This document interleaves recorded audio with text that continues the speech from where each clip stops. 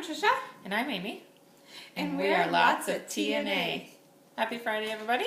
Hope you have a friend and some drinks. Cheers. It's good times. Mm-hmm. We were just having a conversation about the difference in discipline between when we were younger versus now. And oh my gosh, if I was half as sassy to my parents as my oldest son is right now, I would either A, not be living, or B, still be grounded in the basement, because there is no way my parents would have put up with that crap. No way. Big difference then and now. Oh, I tell my kids all the time, if I talk like this to my parents and they're like, I know, and I'm like, ugh. But And really, And I get after them every time they talk to me like that. It's not like I ever let it slide, but it just, the mouth just keeps going. I constantly say one of us is not going to make it through Andrew's teen years, and I'm really not sure which one of us is going to be. And people laugh, and I'm like, oh, they think I'm kidding. But I'm not. Because it seems like back when we were growing up, it was okay to beat your kids. You know, and that's what you feared. Yeah. And that's what kept you on the straight and narrow line. I had a healthy, respectful fear of our parents. Yes. Very much so. And I just don't feel like my kids have that right now. Sometimes they do. And Andrew has admitted that he is more scared of me than his dad, which I am kind of the enforcer at home, but someone has to be. I mean... Oh, and growing up, you heard the words, wait till I tell your father, and you knew that if father got told, it was going to be a big deal. Yeah, my father got told one time, and actually he figured out a lie that I told, and I will never forget it, and I got the belt to my butt one time. I don't think bare butt, but I don't really think it matters.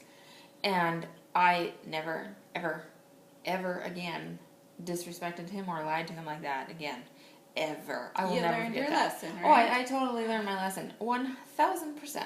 And I remember getting a spanking from my father once, just once, but I got the spanking. I don't remember what I did, but I peed my pants. Oh my during the goodness. spanking.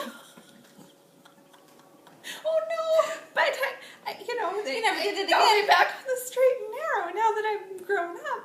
And I look back at that, I'm like, kind of got you back, Dad. A little bit. Especially if you peed on him. Oh, God. Okay, that totally makes me think of something. So when Andrew was like, I don't know, 8 weeks old, you know, little boys, as soon as we take their diapers off, they pee. Well, I dropped something, and he was on the changing table, and so I left my hand on him so that he wouldn't roll off, even though he, couldn't roll then, but, I was being careful. Know. And I bent down, and all of a sudden I could feel this... I was getting wet, and I'm like, what is happening? He peed. And it went on my head, and it started coming down my face. Oh, God. But he was only 8 weeks old, and so I'm like, well, it's not that gross. I mean, it was totally gross. Well, it's different when it's your kids'. But, oh my God. You totally peed right in my head. They could have gotten Down all over my face. Oh, God. And the doorbell was ringing. Thankfully, Eric was home, and oh, my gosh. So, well, didn't one of your kids, poop really bad while you were changing them? Yes, and I had their little legs up and wiping the little butt, and then all of a sudden an explosion came out, and I felt like the rain of poop on your face. Gross, But, when it's your own kid, you're just... Well, it's just not as gross. And then I put powder on, because when I had Alyssa, I was just crazy about the Desitin and the powder. Oh, yes. And, oh, my God, I worried so much about diaper rash. But that same incident, I cleaned her up, cleaned up my face, and I put a little powder on, and here comes the poop powder. It was a sign to stop. It was like, she's like, enough, Mom. It's enough. Oh, God. So you said, your first kid. The difference between your first and your second, and then, well, Huge. For me, Yeah. second to third and fourth, you just get so much more relaxed. It is so true. And then as your kids get older, you tend to relax. I was a shusher. If my kids were sleeping, especially if we were visiting my mom's house and I thought people were being too loud, I was not afraid to shh. And now looking back, I'm like, oh my God. So many of us are psycho moms with the first one, because you try so hard to do everything so right, and you don't want anybody to mess up. And nobody can tell you what you're doing. You don't want to hear. You want to hear other people's advice, but you don't want them. I don't know. It's you almost take everything as a criticism, even though people are trying to help. Much. But yeah, it gets so much better with the second one. Oh gosh, I mean, even like sleeping at night. Granted, Henry slept better at night than any of the rest of them. I mean, he slept for 10 hours when he was 6 days old.